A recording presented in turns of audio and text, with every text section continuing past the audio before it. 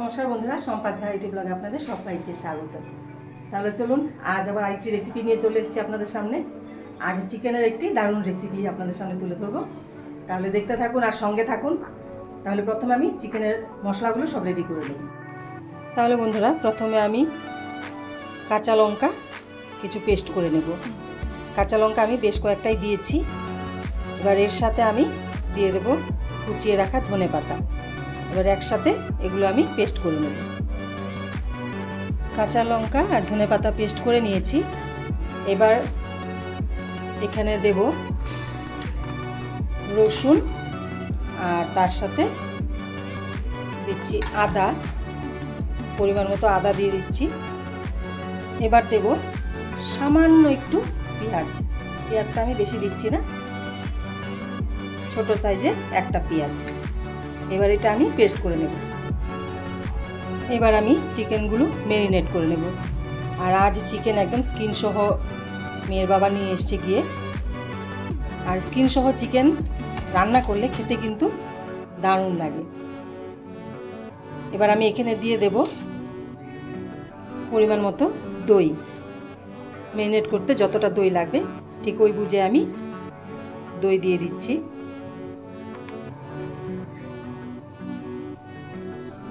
আমি এখানে 3 চামচ দই দিলাম। এবার দেব আমি এখানে পেস্ট করে রাখা রসুন, আদা আর পেঁয়াজ। আমি এখানে পেস্ট করে নিয়েছি। আমি এখান থেকে হাফটা দিচ্ছি, পুরোটা দেব না।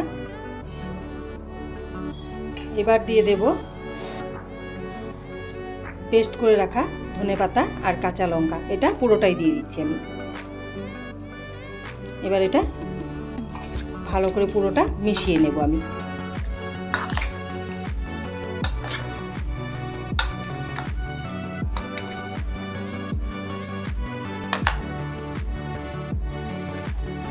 চিকেন আমি ভালো করে পুরোটা মিশিয়ে নিয়েছি। 10 মিনিট এভাবে ঢাকা দিয়ে রেখে দেব। আর বন্ধুরা, আমি কিন্তু এখনো এখানে নুন দেইনি। আমি নুন এখন দিচ্ছি না। তাহলে বন্ধুরা, এদিকে আমি কড়াই বসিয়ে দিয়েছি। এবার দিয়ে দিচ্ছি পরিমাণ মতো তেল। এবার আমি কুচিয়ে রাখা পেঁয়াজগুলো ভেজে নেব। কুচিয়ে রাখা পেঁয়াজ দিয়ে দিচ্ছি। এবার পেঁয়াজগুলো একটু আমি ভালো করে ফ্রাই করে নেব।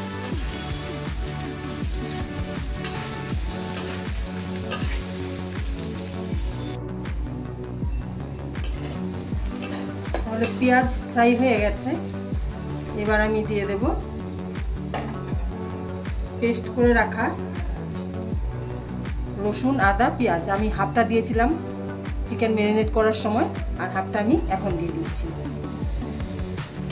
এবার এই মশলাটা সহ পেঁয়াজ আর একটু ফ্রাই করে নেব।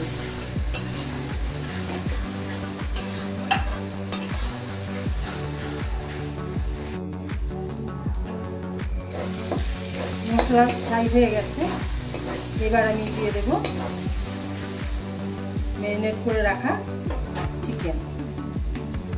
এবার আমি চিকেনগুলো দিয়ে দিচ্ছি।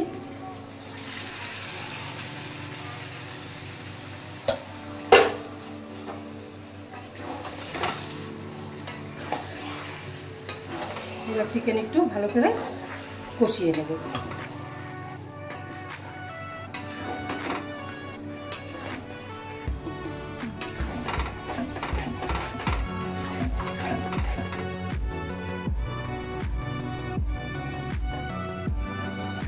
এবার আমি দিয়ে দিচ্ছি চিকেন মশলা।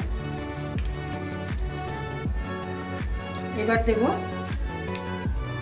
সামান্য গোলমরিচের গুঁড়ো। আর আপনারা এখানে গোটা গোলমরিচও দিতে পারেন, পুরোনাও দেওয়া যাবে। এবার মশলাটা কষিয়ে নেব।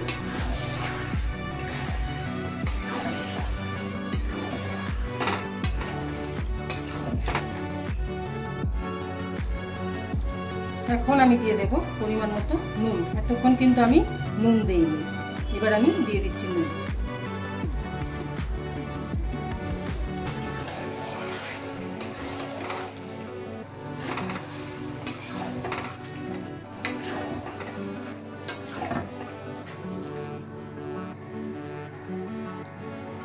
মা মাংস দাও। হয়নি কষানো এখনো, কষানো হোক তারপর দেবো, ঠিক আছে? কি সুন্দর গন্ধ। খাবারটা ভালো বেরিয়েছে, হ্যাঁ কষানো হোক তারপর দেবো। হ্যাঁ,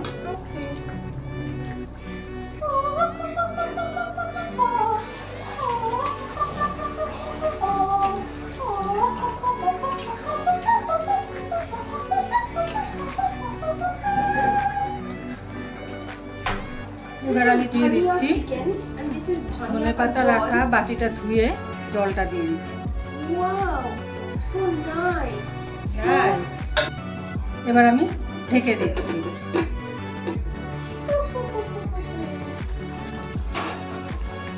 চিকেন হয়ে গেছে, এবার আমি দিয়ে দেব, এবার আমি দিচ্ছি পরিমাণ মতো চিনি।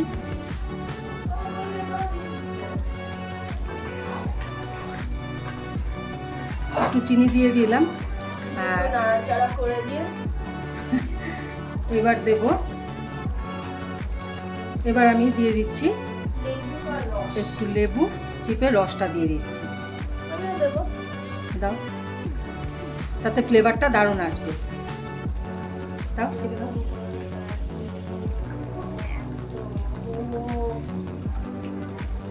আমি ছোট সাইজের একটা গোটা লেবু দিয়ে দিলাম।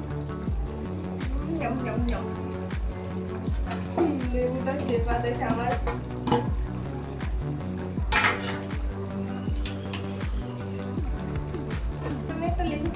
দাও। এবার আমি গ্যাসটা অফ করে দেবো, নাহলে তিতো হয়ে যাবে।